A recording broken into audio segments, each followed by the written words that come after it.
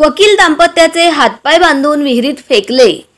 राहुरी दाम्पत्याच्या हत्येचा उलगडा, माफीच्या साक्षीदाराने सांगितला घटनाक्रम।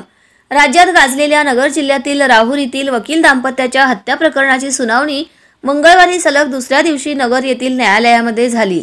सरकारी पक्षाच्या वतीने घटनेतील माफीच्या साक्षीदाराची पुन्हा न्यायालयासमोर तपासणी झाली।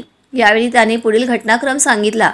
यावेळी मयत व्यक्तीचे एटीएम कार्ड, सोन्याच्या बांगड्या व इतर वस्तूही त्याने ओळखल्या।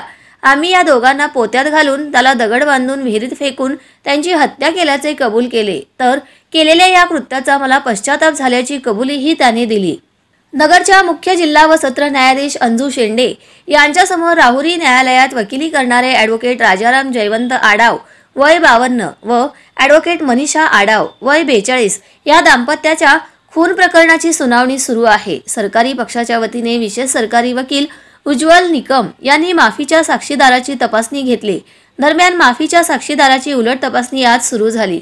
या प्रकरणात सरकारी साक्षीदार हर्षल दत्तात्रय ढोकणे हा आरोपी आणि माफीचा साक्षीदार आहे।